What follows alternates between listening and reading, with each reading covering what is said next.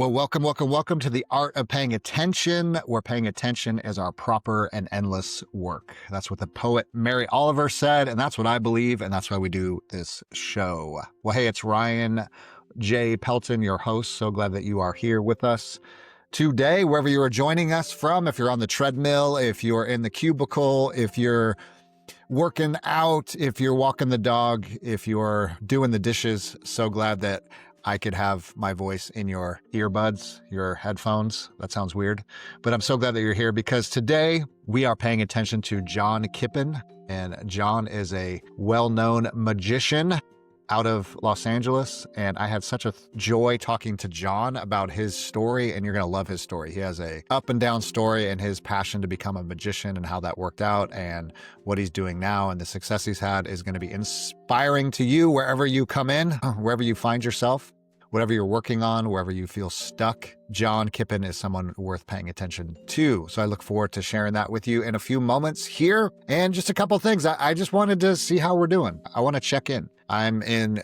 the United States of America. It appears that our world is burning down. We have an interesting situation in our government, and I just want to know how we're doing because I don't care how you vote or what side of the aisle you're on or if that even matters to you. But I can tell there's a lot of fear, there's a lot of stress, there's a lot of unknowns, there's a lot of confusion, a lot of things. And that's just under normal circumstances. But I want to check in because this is why we do this show. It's what are we paying attention to?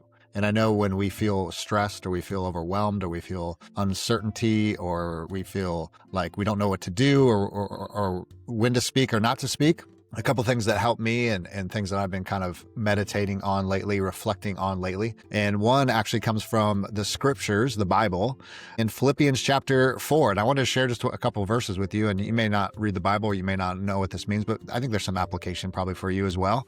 It's an interesting little letter. At the end of the letter in Philippians chapter 4, the Apostle Paul, who writes these words, says, finally, brothers and sisters, whatever is true, whatever is noble, whatever is right, whatever is pure, whatever is lovely, whatever is admirable, if anything is excellent or praiseworthy, think about such things. Now, this is written to a people who are persecuted. This is written to people that are living under the empire and they're confused and they're a small ragtag group of people that don't have a lot of resources and don't have a lot of leverage or power. And he says, hey, you can get overwhelmed and you can look at all the bad things that are happening. You can look at all the ways in which you're harmed and you can look at all the ways in which every day is a challenge and there's suffering and there's trials of all different kinds. But he says, hey, what I want you to do is I want you to think about what is noble and what is true and what is lovely and what is excellent. Focus your attention on the good things of the world, the good things in God's creation.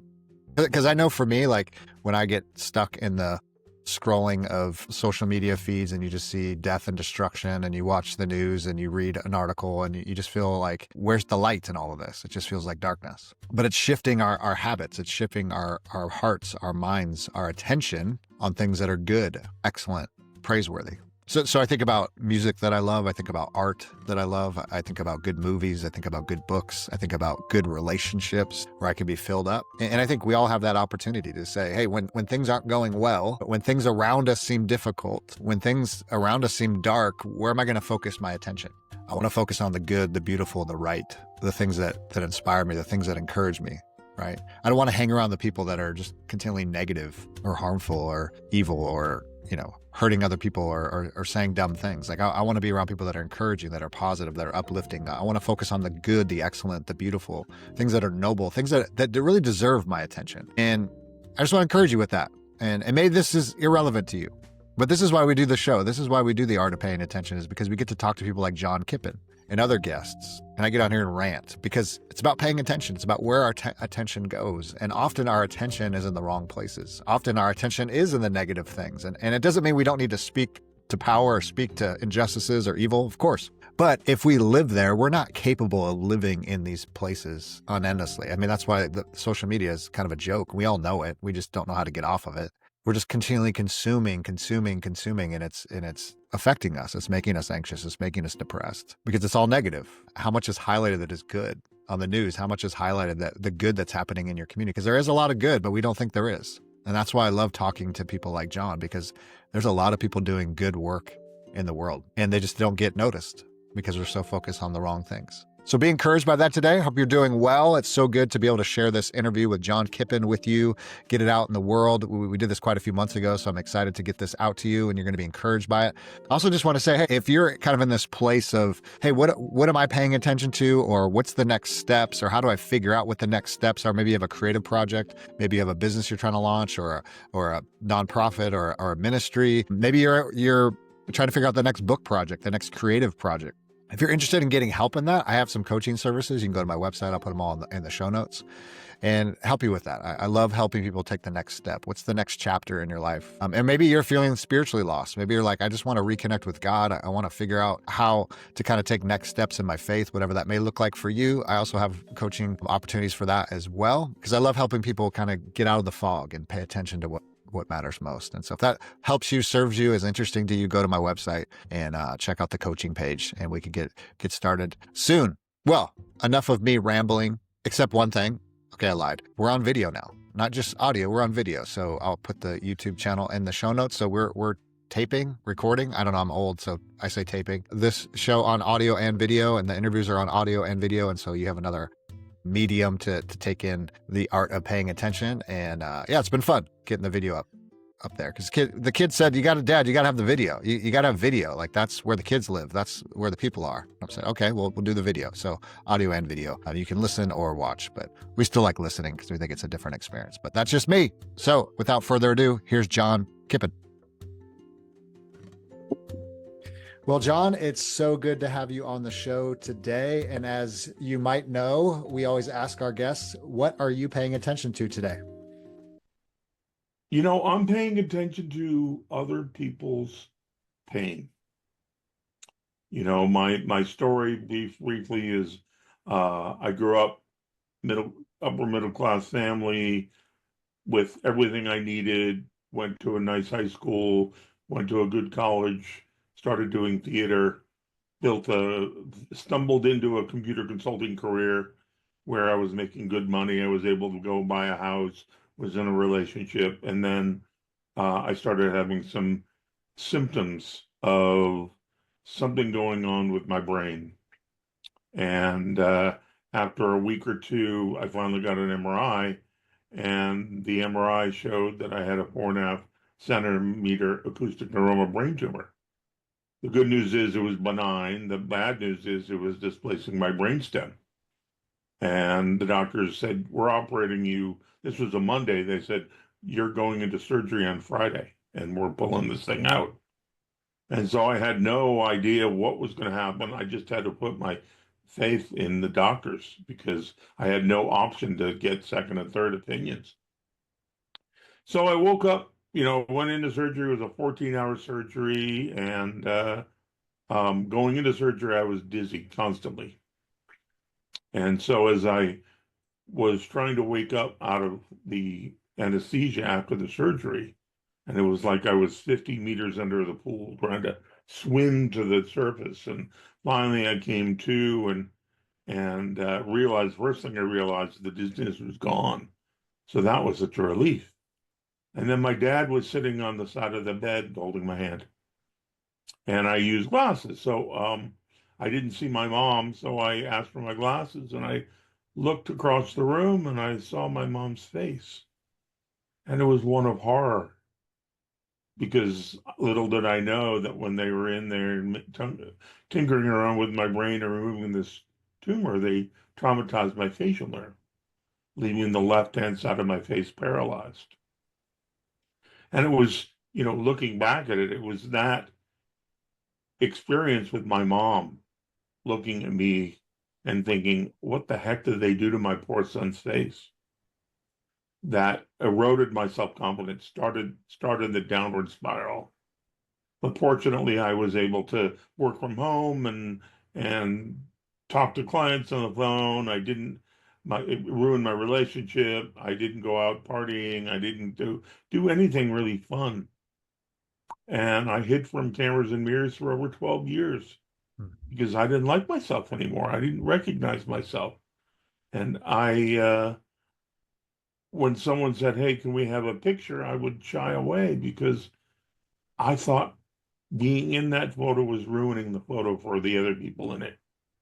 because of my facial paralysis. Hmm. And then I rediscovered my childhood love for performing magic.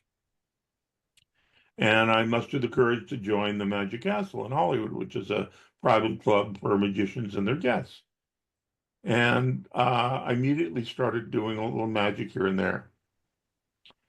And I would sit behind a table in Magic Castle. You have to get dressed up. So men in nice suits and women in evening attire. And people would come to the table and sit down, and I would start performing. And I noticed that people were distracted by my face, not in a mean way, just, huh, did he have a stroke? Did he have Bell's palsy? What was his deal? So I decided to change my opening, and I would say, hey guys, I'm a magician, been doing it since I was a kid. In 2002, I had a brain tumor. And when they cut me open, they removed the tumor, but they also traumatized my face. But something happened to me on the operating room table. And I'm not sure what it was because I was unconscious. All I know is I recovered. I realized I had acquired some new skills. And I kind of looked to the right and left like it's the biggest secret in the world. And I lean in and whisper in a loud voice, guys, I am able to visualize people's thoughts. And then I go ahead and do some mentalism. Trick I do is I say I have a favorite playing card and it's in this wallet, and I hold the wallet up. And I ask permission for one of the guests there if it would be okay if I could enter their mind and implant the image of my favorite card. And there's a lot of funny banter, I'll go through the side door out the back. You won't even know I'm there. And I promise no one, I will not look under the bed or behind the couch. And the bathroom totally off limits. And I would then say, okay, do you have the image of a playing card in your mind? And they would come up with a playing card, six of diamonds. And I'd reach into the wallet and pull out the six of diamonds, showing us that that's the only card that was in my wallet. And what it did was it allowed my audience to see past my mask, past my face, into my heart, into my personality, into my soul, and learn a little bit about me and my humanity.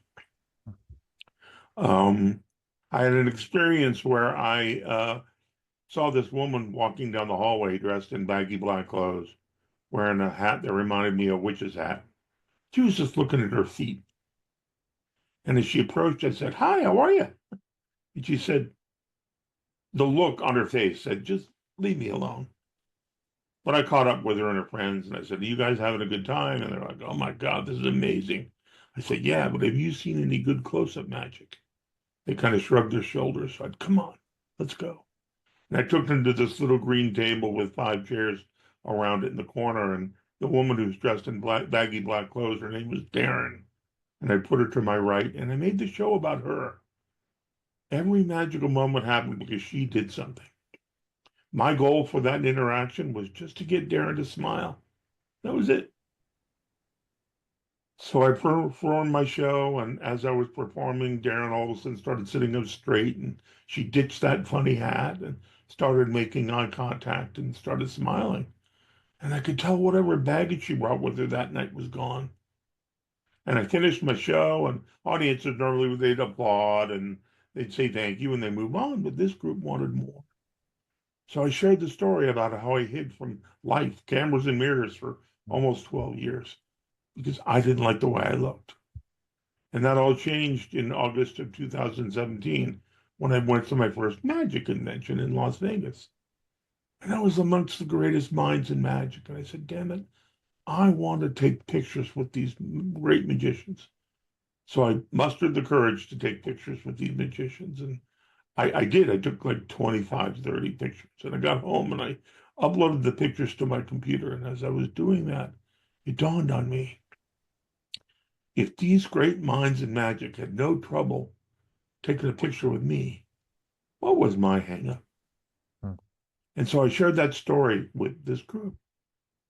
And then Darren stood and she motioned for me to stand, and I did. And she gave me one of these hugs that you don't soon get. It's like you haven't seen your sister in 20 years kind of hug. And she was holding on, she was latching on. And after what seemed like an eternity was probably only a minute, she stood back and she was crying and she said, John, I need to share something with you. 4 years ago, I had a double mastectomy because I have the BRCA1 gene. And my mom, my sister, and my aunt all had their breasts removed proactively. And I was the last in the family to do that. And, my friends had to drag me here tonight. I didn't want to go. I didn't want to be in public.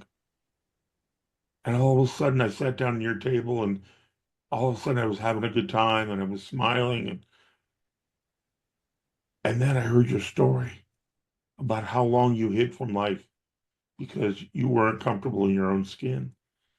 And immediately identified with that and said, John, I've been doing the exact same thing by the baggy clothes I wear and the funny hats and not making eye contact. And you just shaved 8 years off of my journey of hiding. Hmm. And she made her a promise with all of us as witnesses that that would be the last night she would hide.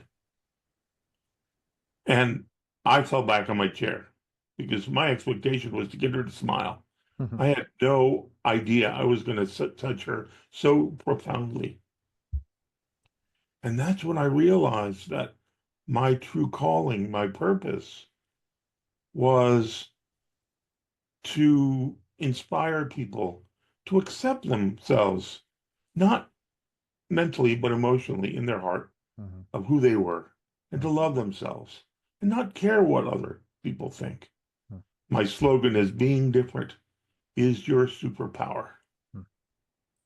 So I started speaking and started performing, and when I speak, I add magical illusions to my speeches um, because the magic helps be a metaphor for the Mhm. lessons I'm talking about. Mhm. But I really, really enjoy coaching people. There are a lot of different kinds of coaches, and they're Sure. all kind of under the banner of life coaches. And I didn't know what life coaches meant, you know? So I decided to become a resilience and empowerment coach. And so what I pay attention to is other people hiding because they have limiting beliefs that are keeping them from reaching their dreams. Mhm. And that's the long answer to Mhm. your initial question. Yeah. Well, I love it, John. Just yeah, there's a lot to unpack there, but yeah, thanks for sharing your story because I think it gives people a lot of context of who you are and how you kind of got started in the work you're doing, and yeah, I just appreciate you just being vulnerable and honest about that because I think your story is a universal story that we all hide in different ways, and we all don't have to have a brain tumor or have things happen to us the way they happen to you, but yeah, I loved in your TED talk you talked about that a little bit. Is you don't want that on anybody. You don't want anyone to have to go through that pain, but we all hide in different ways, and we all are embarrassed of who we are and our personality, our background, our stories, our pain. Yeah. So yeah, so thank you for sharing that. And I know before we go any further, I know you mentioned to me that you wanted to give some, I should say, give our audience a little gift. And what would that gift be? Well, I wrote a book called Playing the Hand You Were Dealt because I'm a poker player, I'm a magician, and it's a motivational memoir. Hit the Amazon and Barnes and Noble bestseller list within 4 hours of releasing it. And I'm gonna at the end of this podcast, I'm gonna give you a link, and you can download the color PDF version of that for free. Perfect. I love it. It'll tell you a little bit about my process and who I am and my story and some great stories of people, celebrities that I worked with. Um, when Alex Trebek came out with his diagnosis of pancreatic cancer on national television, he was so brave. Mhm. I found his family and I found his daughter.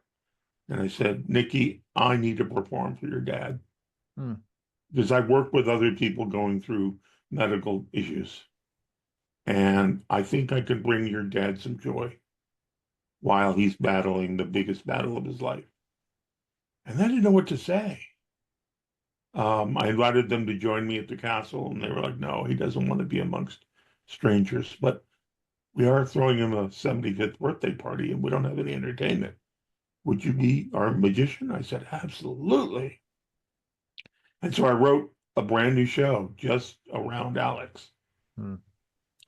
And that was one of the greatest moments of my life because it wouldn't have happened if I didn't reach out to him and say, I want to give you something. Mhm. I want to give you my time and my expertise and my point of view and Mhm. my skills as a magician to make you feel better. Mhm. It's very, very kind of you. Um, It was a and, mission. It yeah. wasn't being kind. It was, I was honored to be given the opportunity to do it. Mhm. So, I love that. So I do need to, yeah, we need to back up just a little bit because I'm very curious. So you obviously diagnosed to have this brain tumor that needs to be removed. It's pressing on your brainstem. It's causing all kinds of problems. Have it removed. Obviously, some complications with that. But I'm curious. You mentioned, when you were a kid being into magic, but why was the magic piece? Why was that the thing that kind of came to the surface after your surgery, after kind of being in the pits? Like anything that kind of brought that to mind, or why that in particular? Because that's fascinating to me. well, actually, as I was recovering and I was bored stiff at home, I turned to playing semi-professional poker. And in living in Los Angeles, there are 7 or 8 card rooms within a half-hour drive of my house.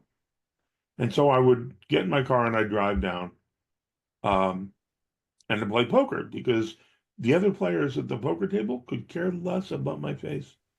They just wanted my money.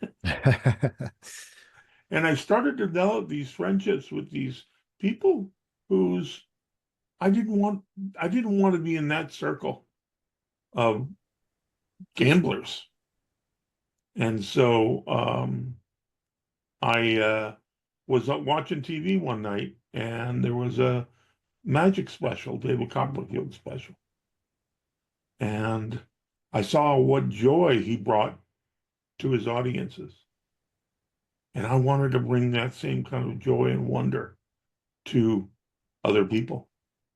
And I knew I was good at it. I had skills and I was confident. It was the one area in my life that I still had confidence in performing magic because I'm a storyteller. I can tell a story, and once I get people to understand why my face is paralyzed so they can stop being distracted by it, they are. I'm glued into them. And they love my stories and I put my spectators on the pedestal. I make the magic about them, things that they're passionate about. And so that's, one thing led to another, and I applied myself and became one of the favorite magicians at the castle. Hmm. And it was just, it was the way that I brought myself and others joy. Hmm. And at the end of the day, that's when you say, what's the meaning of life? Well, to me, meaning of life is to live every day with joy, Hmm. period. Love it. So So as you're kind of exploring the magic side, getting into poker, getting back into magic, realizing, hey, I still have this gift, I can do this. What was kind of the impetus to go that next step, like to sign up for the Magic Castle to say, I want to get really serious about this. What was there anything that was kind of nudging you towards that part? You know, I live my life feeling it's better to ask for forgiveness than permission. And yes, that has bit me in the butt a couple times, but it has given me opportunities that I would never have had if I didn't just seize the moment and just start doing things. So um, it's just the way I live my life every day. I uh, I look for opportunities to do something to help people, to entertain. Mhm. And yeah, so that's kind of what I I was I had been at the Magic Castle as I was a kid with my uncle who got me started in magic. And all of a sudden I realized I could join without having to perform magic. And because I made good money in my IT company, the dues weren't out of line. But the minute I walked through those doors and saw magicians doing their craft, I was like, no, I got to audition. And I spent a week preparing my audition and I passed the first time. And I remember getting that gold member pin. And it was like a kid in a candy store. So, yeah, Well, yeah, I love this conversation also for a very personal thing. I'm actually I grew up in LA and have been to the Magic Castle a few times with my folks and yeah, and they've gone a bunch of times too. But yeah, it's a special place. And my oldest son, who's almost 18, he loves magic and he's been doing card tricks and actually has some pretty cool ones that he's been working on. So this all hits at home and so so with the magic, obviously it didn't stop there because you saw this kind of avenue for, hey, I have this story, I've been through some difficult things, I'm stepping out in faith, learning this new craft, performing, doing this, but you realize like there's more to this. Like there's another way to kind of share my story as far as helping people, undo their own stuckness or their own yeah, fear or their own, as you talked about resilience, when you've fallen down or you've been beaten up, how do we keep on going? And obviously you have a powerful story in that. So how did those kind of the motivational, inspirational TED Talks, documentaries, writing books, how did that all start connecting with the magic part? What was kind of the steps in that? well, I performed for so many people going through trauma in their life, divorces, deaths, medical issues, financial issues, and my story became a beacon of hope for those people that there was a pathway out. It's all about mindset. You choose to be happy. It's a choice, in my opinion. Happiness is a choice that you have to make for yourself, no matter what your adversity is. Um, and I just had so many experiences helping others going through something traumatic in their lives. And after spending an hour or two with them, um, they had hope again. There was a gentleman who was diagnosed with cancer for his third time. The morning his friends drug him to the castle, and his one of his friends had recognized me and said, "John, will you perform for my friend Ron?" I said, "Sure." And then he told me as we were walking to a showroom to do a performance, he shared that morning Ron had received a call from his doctor saying he had cancer for the third time, and this is blood cancer. It was really serious. And Ron had told his wife, Sherry, that that was it. He was not going to fight it. He was just going to let it take him. Too painful. And when I heard that, I was like, I've got to do something. And so I made the magic about him, and I shared the entire evening with him, just talking to him one on one, sharing my strife, my troubles. He shared his troubles. We just connected on a human level. And he saw in me that I was being completely authentic. And I wanted the best for him.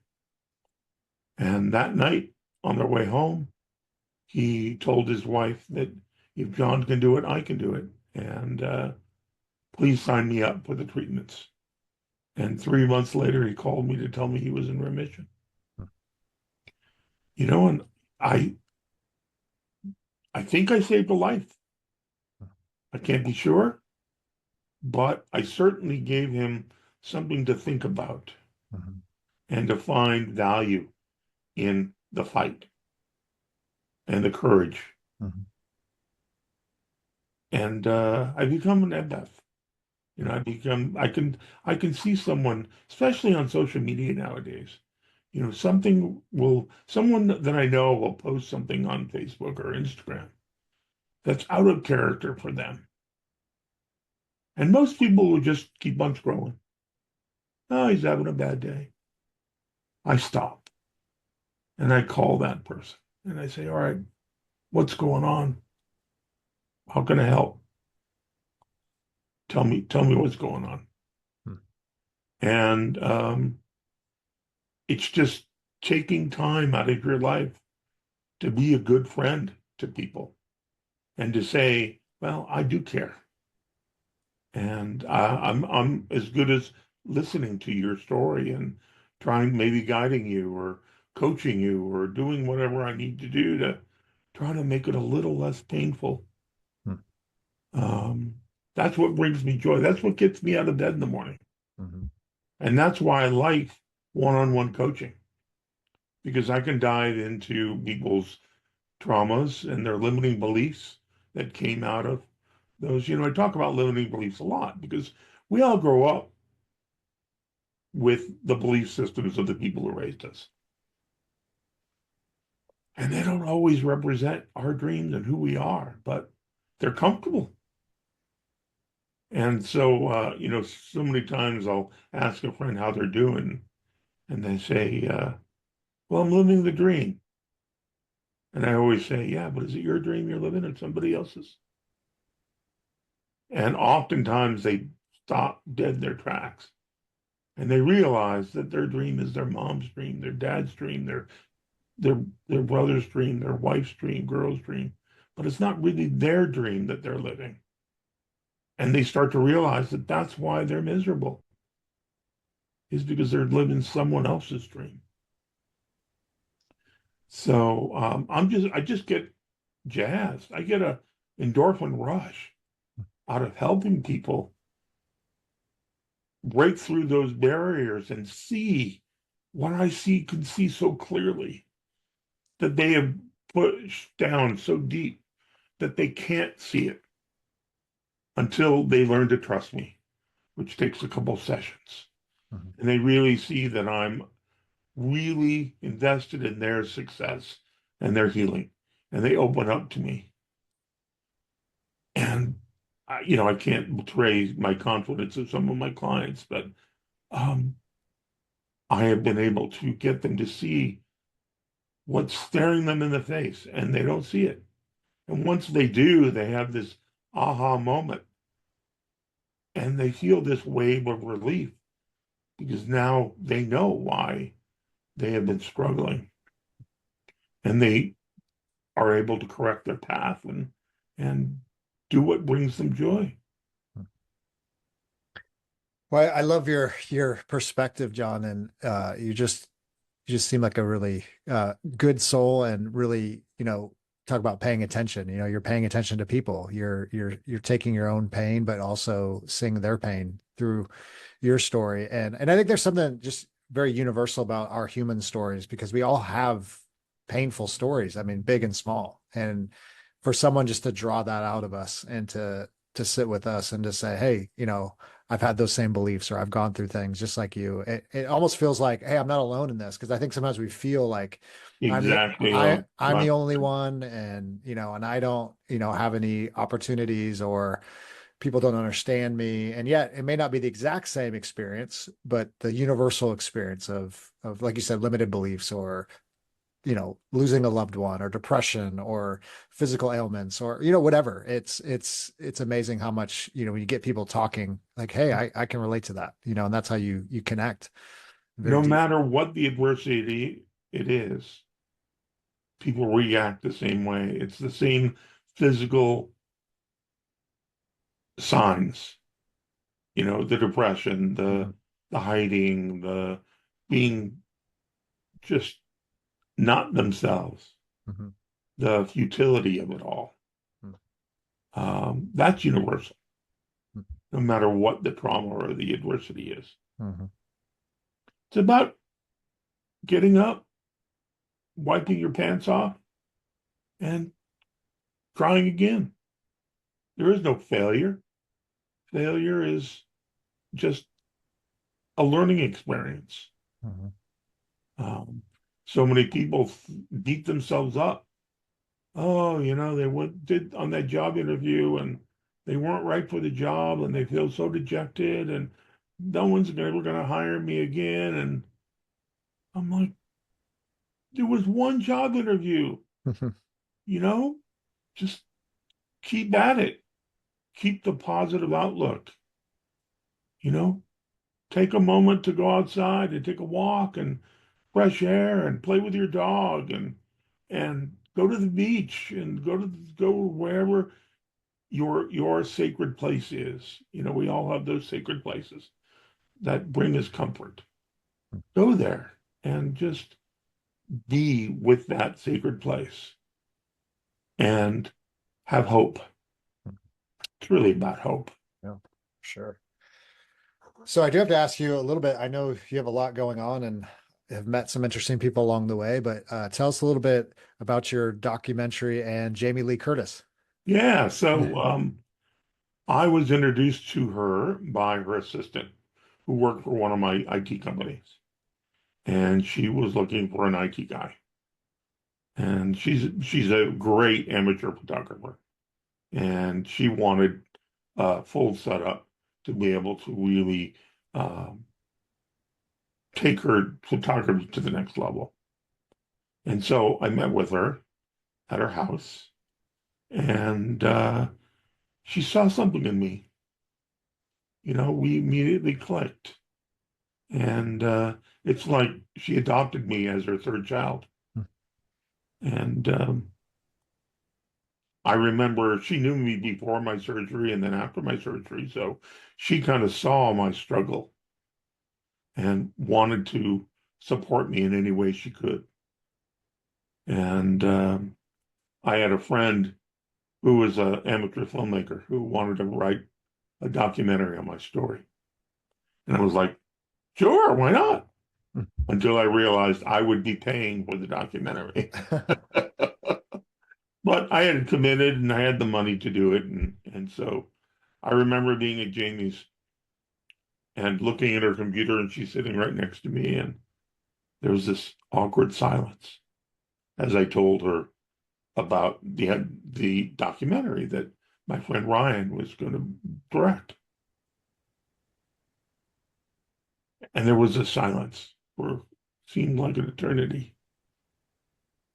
And then Jamie says, and I looked at her and I said, and she goes, and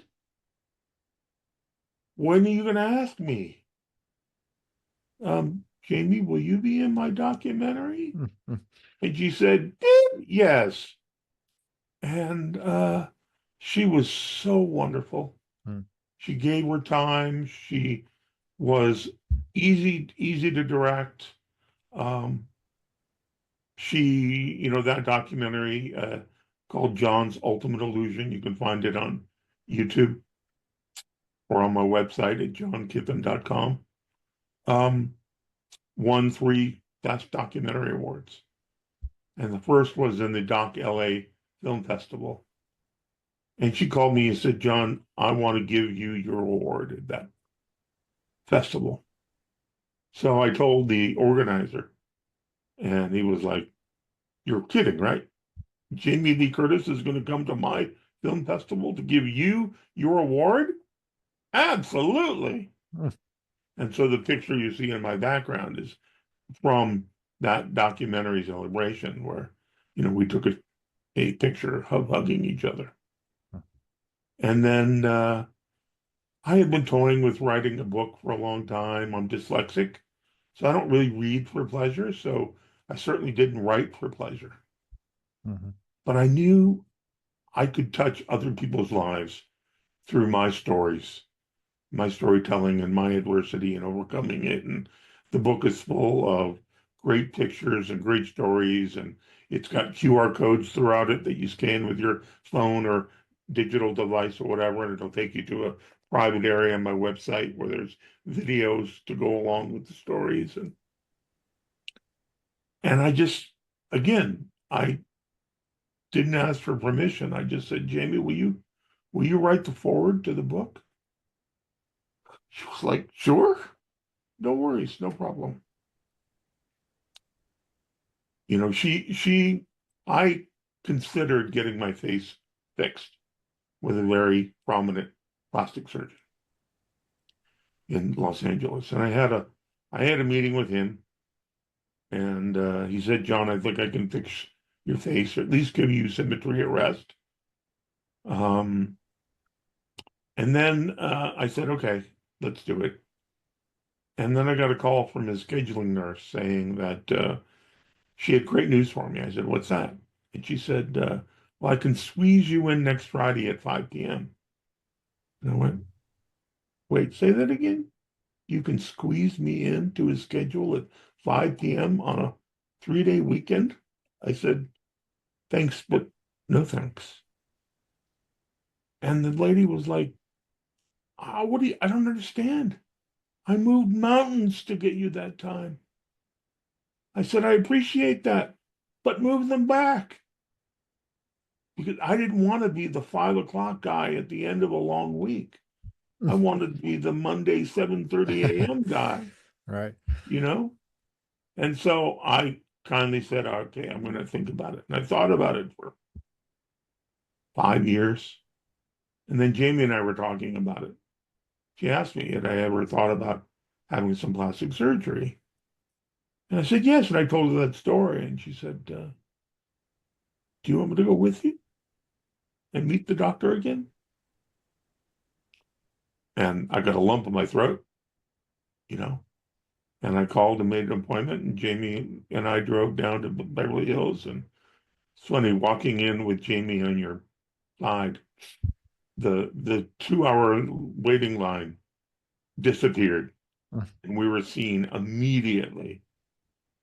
And Jamie was there just to listen and provide counsel.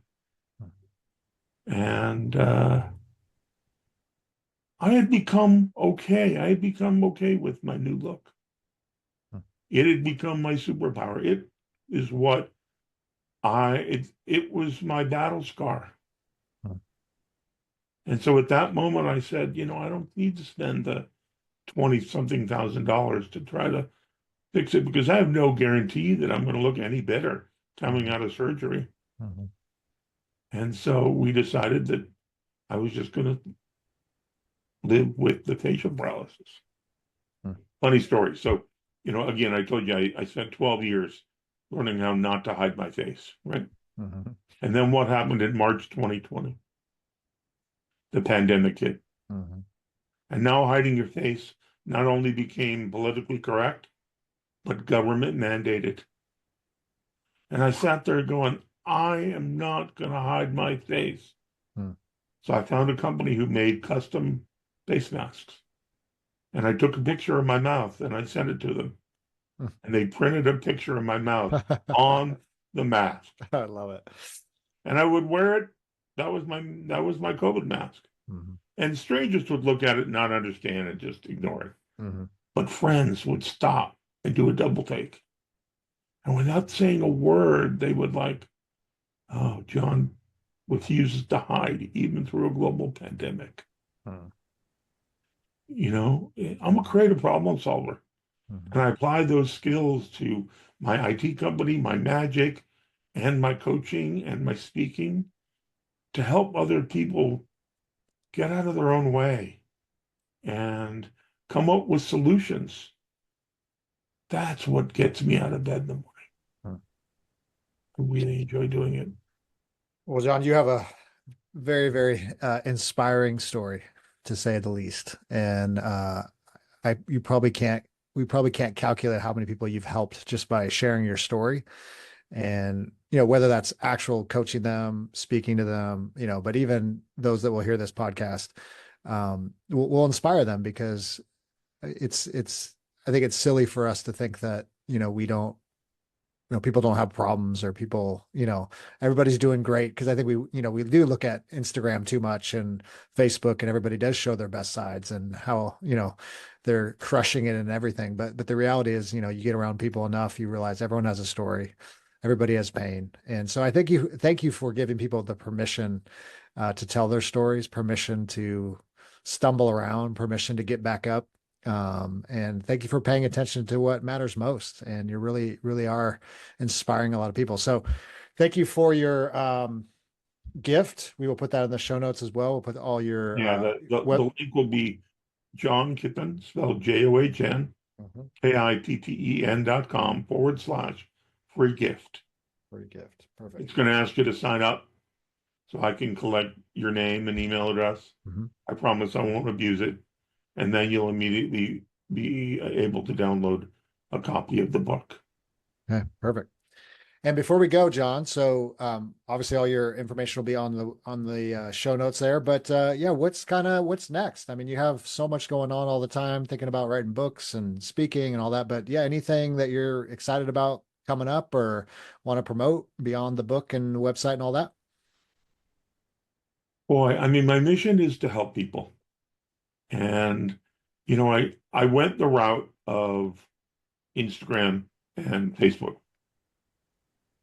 And I think I have 12,000 followers on Instagram, but I don't know how many of those are real and how many of those are fake followers.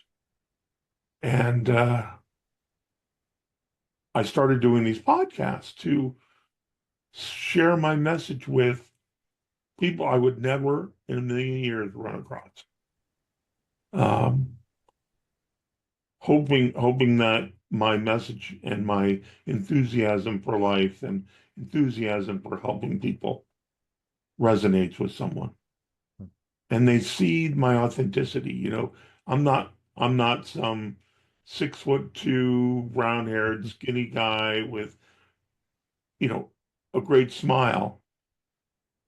I'm a 60-year-old overweight, balding man with a facial paralysis. But underneath all of that is a man who has been through the ringer and who has developed skills to overcome that adversity. And I've done a lot of soul searching on developing those methodologies and skills that are so universal. As I talk to my clients about them, they're like, wow, that's so commonsensical. I said, yeah, most of life is Mhm. commonsensical. You just got to practice it. You got to get in a routine. You got to want it. But for those out there who are really needing to change the focus and direction of their life, I'm here to help. Well, thank you, John. You have helped a lot of people today. Thank you for Thank you. sharing your story. And your message definitely is one we need to hear a lot in this world today, in this moment. So thank you for sharing and making the time. Thanks, Ryan, for your podcast. You're doing amazing work.